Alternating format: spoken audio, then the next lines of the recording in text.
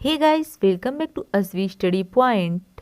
आज की इस वीडियो में हम जीवाणु टॉपिक का लेसन प्लान डिस्कस करेंगे। जैसा कि अपने पिछले वीडियो में हमने विटामिन, ब्लड, विषाणु, पाचन तंत्र, श्वसन तंत्र, मानव कंकाल, इन सारे टॉपिक का लेसन प्लान आपको प्रोवाइड करवाया था। उस पर चर्चा किया था हमें कैसे उसका लेसन प्लान बनाना है, कैसे लिखना है। तो चलिए देखते हैं, आज का हमारा टॉपिक है जीवाणु। इसका लेसन प्लान हमें कैसे बनाना है आज के इस वीडियो में हम समझेंगे, और अगले वीडियो में पौधों में जनन टॉपिक का लेसन प्लान भी समझेंगे हम। ठीक है, तो चलिए देखते हैं। ये हमारा पाठ्य योजना 17वें नंबर का। ऑलरेडी हमने बहुत सारे पाठ्य योजनाओं पर आपको चैनल पर हर एक टॉपिक का, चाहे बायोलॉजिकल साइंस हो चाहे वो फिजिकल साइंस हो, हर एक टॉपिक का हर एक लेसन प्लान आपको मिल जाएगा दोनों सब्जेक्ट के। ठीक, तो प्लीज़ आप एक बार, अगर आपको ज़रूरत होती है तो प्लीज़ एक बार चैनल पर चेक कर लीजिएगा। मैं लिंक दे दूँगी, आप वहाँ से भी जाकर देख सकते हैं, और प्लेलिस्ट भी तैयार है, आप वहाँ से भी चेक कर सकते हैं। ठीक है, चलिए देखते हैं। छात्राध्यापिका का या छात्राध्यापक का नाम, विद्यालय का नाम, दिनांक, कक्षा, वर्ग, विषय, कालांश, समयावधि, ये सारी चीज़ें लिखने के बाद हम लिखते हैं सीधा अपना प्रकरण। प्रकरण है जीवाणु। ये लिखने के बाद सामान्य उद्देश्य लिखेंगे, इसमें लिखेंगे पूर्ववत। पूर्ववत लिखने के बाद विशिष्ट उद्देश्य लिखेंगे। विशिष्ट उद्देश्य में हम कुल 3 उद्देश्य लिखते हैं, जैसा कि हमें पता है कौन कौन से वो तीनों उद्देश्य हैं: ज्ञानात्मक, बोधात्मक और क्रियात्मक उद्देश्य। ज्ञानात्मक उद्देश्य में लिखेंगे छात्र जीवाणु के बारे में सामान्य जानकारी प्राप्त कर सकेंगे। ओके, फिर बोधात्मक में लिखते हैं छात्र जीवाणु की व्याख्या कर सकेंगे, और क्रियात्मक में लिखते हैं छात्र जीवाणु को प्रयोग के द्वारा समझ पाएंगे या समझ सकेंगे। ये हो जाता है हमारा विशिष्ट उद्देश्य। इसके बाद लिखते हैं सहायक सामग्री। सहायक सामग्री में लिखेंगे चित्र बना चार्ट पेपर, लपेट, श्यामपट्ट आदि। सहायक सामग्री जो भी चीज़ें आप यूज करेंगे वो लिखते हैं। इसके बाद शिक्षण विधियाँ, प्रश्नोत्तर विधि हो जाएगी, उदाहरण विधि हो जाएगी, व्याख्यान और प्रदर्शन विधि, ये हमारी शिक्षण विधियाँ हो जाएंगी। पूर्व ज्ञान लिखेंगे छात्र जीवाणु के बारे में सामान्य जानकारी रखते हैं। ओके, इसके बाद आगे बढ़ेंगे हम प्रस्तावना के प्रश्न पर। अपने प्रस्तावना के प्रश्न में पहला क्वेश्चन करेंगे, बीमारी फैलाने वाले छोटे छोटे जीवों को क्या कहते हैं? छात्र छात्रा कथन में लिखेंगे सूक्ष्म जीव। इसके बाद दूसरा प्रश्न करेंगे, सूक्ष्म जीवों के अंतर्गत कौन कौन से जीव आते हैं? छात्र छात्रा कथन में लिखेंगे जीवाणु, विषाणु आदि। फिर उसके बाद हम लिखेंगे समस्यात्मक प्रश्न हमारा, जीवाणु के बारे में आप क्या जानते हैं? तो यहाँ पे ये हो जाता है हमारा समस्यात्मक प्रश्न। समस्यात्मक प्रश्न लिखेंगे छात्र छात्रा कथन वाले बॉक्स में। इसके बाद उद्देश्य कथन लिखते हैं हम। उद्देश्य कथन में लिखेंगे बच्चों, आज हम लोग विज्ञान विषय के अंतर्गत जीवाणु के बारे में विस्तृत अध्ययन करेंगे। ये हो जाएगा हमारा उद्देश्य कथन। इसके बाद आगे बढ़ेंगे हम प्रस्तुतिकरण पर। अपने प्रस्तुतिकरण में शिक्षण बिंदु, छात्राध्यापिका कथन, छात्र छात्रा कथन और श्यामपट्ट कार्य का भी एक बॉक्स बनाते हैं। जो भी चीज़ें हम टीचिंग के दौरान श्यामपट्ट कार्य पर लिखवाते हैं, समझाते हैं बच्चों को, वो सारी चीज़ें हम श्यामपट्ट कार्य वाले बॉक्स में लिख लेते हैं। तो देखते हैं पहला शिक्षण बिंदु हमारा। पहला शिक्षण बिंदु लिखेंगे जीवाणु।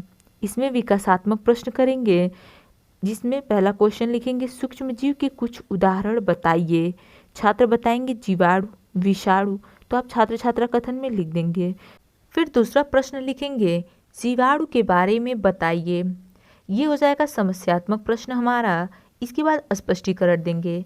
स्पष्टीकरण में लिखेंगे जीवाणु सूक्ष्म जीव हैं जो प्रायः प्रोकैरियोटिक तथा एक कोशिकीय होते हैं।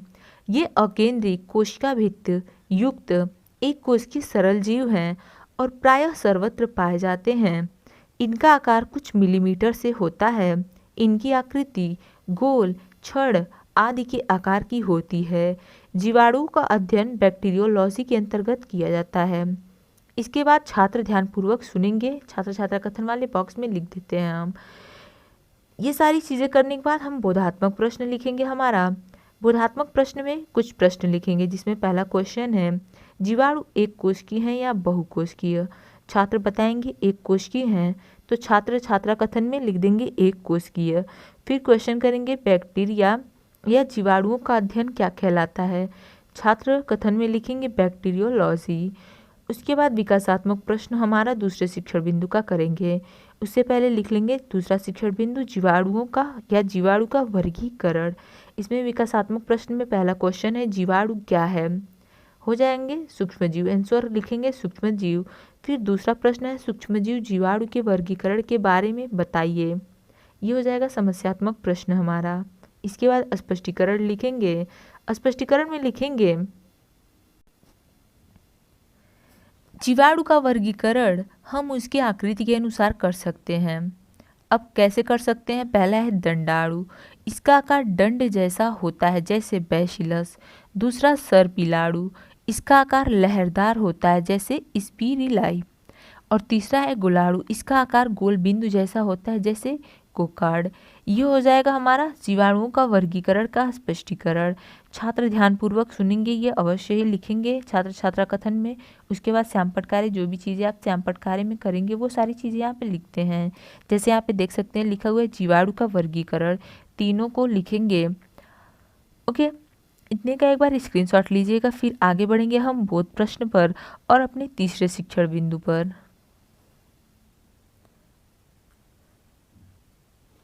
हो गया, बोधात्मक प्रश्न देखते हैं। इसमें पहला क्वेश्चन है सर्पिलाणु का आकार कैसा होता है, छात्र बताएंगे लहरदार। दूसरा है दंडाणु जीवाणु के उदाहरण बताइए, छात्र छात्रा कथन में लिखेंगे बैसिलस। आते हैं तीसरे शिक्षण बिंदु पर। तीसरे शिक्षण बिंदु पर आगे बढ़ने से पहले अगर अभी तक आपने चैनल को सब्सक्राइब नहीं किया तो प्लीज़ एक बार से चैनल को सब्सक्राइब जरूर कर लीजिएगा, और वीडियो आपको पसंद आएगी तो लाइक और शेयर भी कर लीजिएगा। ओके, इसमें पहला क्वेश्चन लिखेंगे जीवाणु जनित रोग, ये हमारा तीसरा शिक्षण बिंदु है। इसमें विकासात्मक प्रश्न हेडिंग लिखेंगे और पहला क्वेश्चन लिखेंगे बच्चों क्या जीवाणु से रोग उत्पन्न होते हैं, छात्र कहेंगे हाँ तो लिख लेंगे हाँ। ओके, फिर समस्यात्मक प्रश्न करेंगे कि जीवाणु से कौन कौन से रोग होते हैं, यहाँ पे छात्र हो जाएंगे मौन, हम लिख लेंगे समस्यात्मक। इसके बाद स्पष्टीकरण देंगे, स्पष्टीकरण में लिखेंगे कुछ जीवाणु लाभदायक भी होते हैं, अनेक जीवाणुओं से रोग भी उत्पन्न होते हैं। जीवाणुओं से होने वाले प्रमुख रोग इस प्रकार हैं। एक चीज़ और, यहाँ पर लाभदायक आया तो आपको बता दें कि लाभदायक पौधे और लाभदायक जंतु टॉपिक का भी लेसन प्लान हमने डिस्कस किया हुआ है ऑलरेडी, आपको चैनल पर वीडियो मिल जाएगा। ओके, जीवाणु से होने वाले प्रमुख रोग इस प्रकार हैं प्लेग, हैजा, टिटनेस, क्षय रोग, न्यूमोनिया आदि।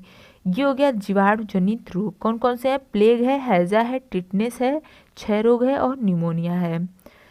इसके बाद छात्र छात्रा ध्यानपूर्वक सुनेंगे, लिखने के बाद जीवाणु जनित रोग हम श्यामपट्ट कार्य करेंगे। जीवाणु जनित रोग तीनों लिखेंगे, प्लेग, हैजा, क्षय रोग, टिटनेस, न्यूमोनिया। ये सारी चीज़ें लिखने के बाद आगे बढ़ेंगे हम अपने बोध प्रश्न पर। बोधात्मक प्रश्न समझने से पहले आपको बता दें कि जो हमारा अगला टॉपिक होगा लेसन प्लान का वो होगा पौधों में जनन, और प्रकाश संश्लेषण का ऑलरेडी हमने लेसन प्लान डिस्कस कर लिया हुआ है।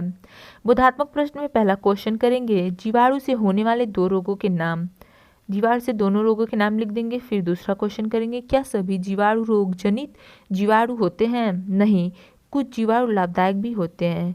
ये छात्र छात्रा कथन में लिख लेंगे। इसके बाद लिखेंगे हम पुनरावृत्ति के प्रश्न। पुनरावृत्ति के प्रश्न में पहला क्वेश्चन लिखेंगे जीवाणु क्या होते हैं, दूसरा जीवाणु की आकृति कैसी होती है, और तीसरा गोलाणु का आकार कैसा होता है। ये हो गया हमारा पुनरावृत्ति के प्रश्न। इसके बाद गृह कार्य लिखेंगे। इसमें लिखेंगे सभी छात्र घर से जीवाणु के बारे में लिखकर लाएंगे। गृह कार्य के साथ ही यहीं पर होता है हमारा पाठ्य योजना समाप्त। सो गाइज, आज की वीडियो में बस इतना ही। मिलते हैं अपने अगले वीडियो में जिसका टॉपिक अभी मैंने आपको बताया ही। Okay, thank you.